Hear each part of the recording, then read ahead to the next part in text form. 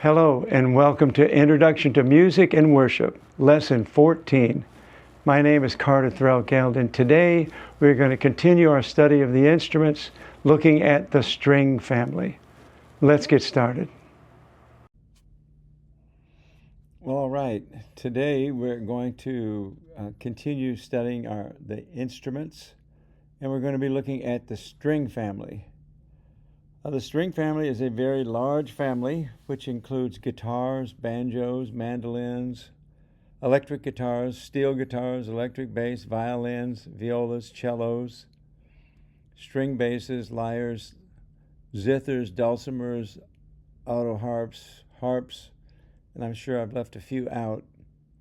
There's two categories basically: plucked strings and bowed strings that you play with a bow.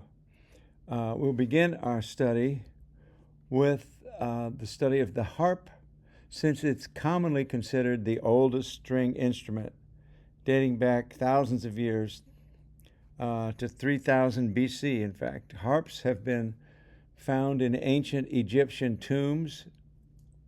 They've been depicted on the walls of these tombs, and they appeared in written records starting about 700 BC in China. The strings of the harps were made of animal tendons, gut, braided hemp, or cotton cord, sometimes of silk or nylon and wire. Some harps were shaped like a bow. These were later replaced by angular harps with vertical or horizontal sound boxes.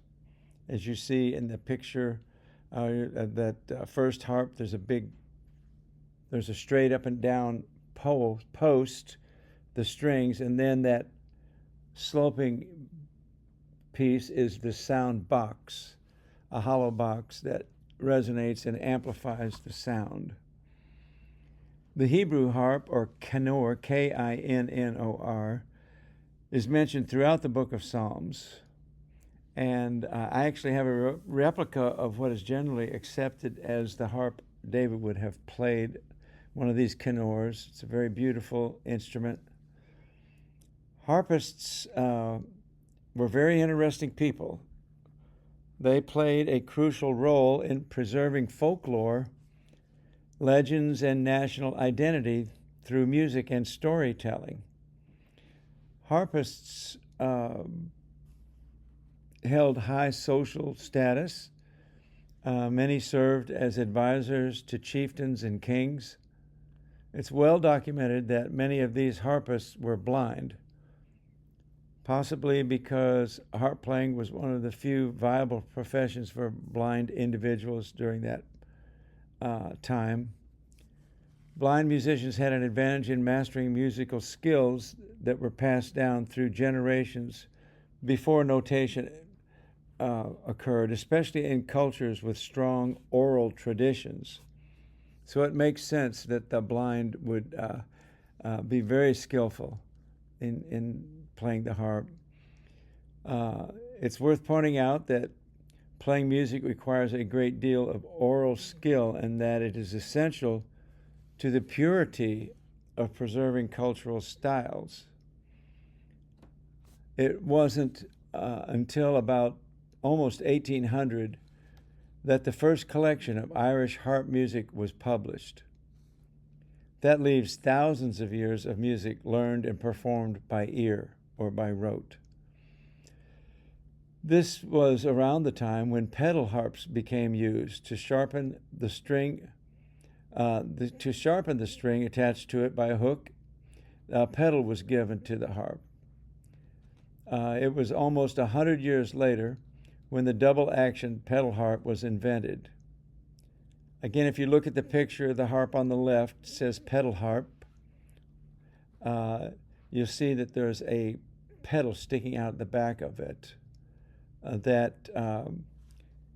Up the column of that harp is a series of rods that are attached to the pedals, and then those rods come over the top of the harp, connect to mechanisms that lower or raise the string a half a step when the pedal is moved. By moving one pedal, you would move every note that pedal is in charge of. So the first pedal that you see there on the top left, that is designated as E. So by raising that pedal up, you would flat the E. By putting it in the middle, you would become E natural, and then pushing it to the floor, you would raise it. And every E on the harp would be changed. So it's a very impressive mechanism. By using these pedals, now the harp would be able to play a full chromatic scale. In my opinion, the harp is the queen of the orchestra. It has the ability to add a beautiful, magical, full, and sometimes even heroic sound to musical pieces. It is associated with royalty, spirituality, and mythology, making it even more popular with composers and arrangers.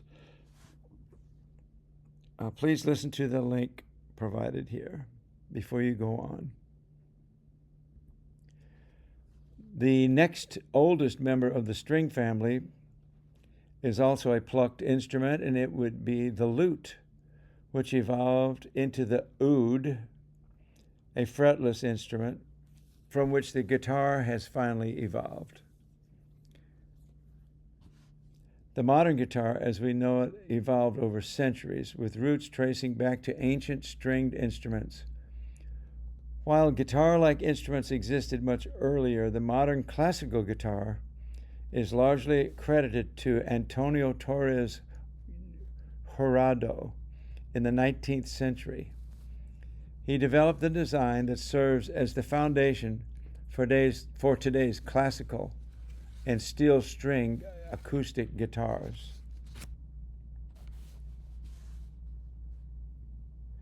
In the mid-1930s, a man named Rickenbacker brought out the first electric guitar.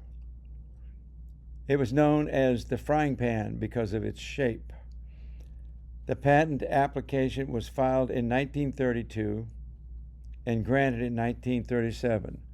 Since then, the electric guitar has dramatically changed music. Banjos, mandolins, and steel guitars are all related to the guitar and are played by plucking, picking, or strumming their strings. You might have noticed that every time an instrument is reinvented, it becomes more powerful and more influential. Whether it would be the flute, the concert harp, or now the electric guitar, new instruments seem to inspire new music. And the second category of music, of stringed instruments, is the bowed instruments.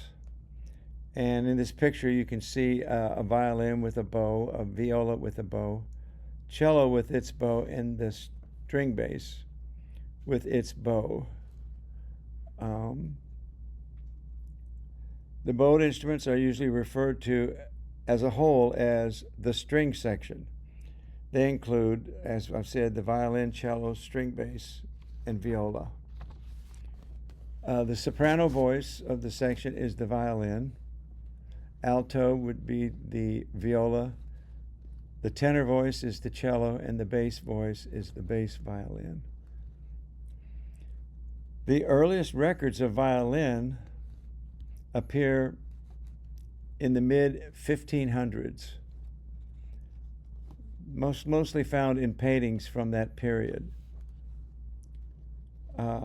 Today, the first chair violinist is typically seen as the second command of the orchestra after the conductor. They're in charge of tuning the orchestra, and they lead the strings section.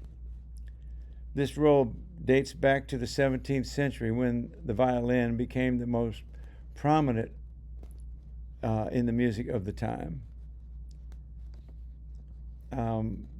Vivaldi, Haydn, and others all focused more on the string section than other parts of the orchestra. These composers often made violins the stars of their compositions, and it's continued today, making talented violinists some of the most renowned musicians in the world. The alto voice of the string section is carried by the viola. The viola is a larger form of the violin with a larger box. It produces a rich, warm, and often mellow sound. It's lower in pitch by a fifth than a violin, but higher than a cello. It's frequently described as having a dark, earthy, or chocolatey timbre, which blends well with other stringed instruments in an orchestra. As we said, the tenor voice is carried by the cello, a very versatile instrument because of its large range. The cello's sound is often described as rich, warm, and deep, with a broad range of expression. It can evoke emotions from melancholy to joy. It is the most often compared to a human voice, particularly in the mid-lower registers. The instrument can be played with a bow for smooth lyrical sounds or plucked for more crisp percussive effect. And the bass voice is carried by the string bass, which is another name for the double bass, also sometimes referred to as the upright bass, contrabass, or bass viol. The string bass plays a fundamental role in music, acting as the rhythmic and harmonic foundation of an ensemble. It provides a grounding pulse, and it fills out the sound. And of course, it can become used as a melodic instrument as well. The stringed instruments in general, and especially because they are bowed, the bowing allows the strings, like the cello and violin, to produce a controlled vibrato. This vibrato adds warmth and emotionality to their sounds. It resembles the human voice, and sometimes it can resemble crying sounds. Because of this, the string section is connected the most as the most romantic effect on listeners. This link on this page is to a beautiful excerpt, a beautiful song, an emotional string number simply called Adagio for Strings by Samuel Barber. I hope you will enjoy it. This ends our study of the stringed instrument family.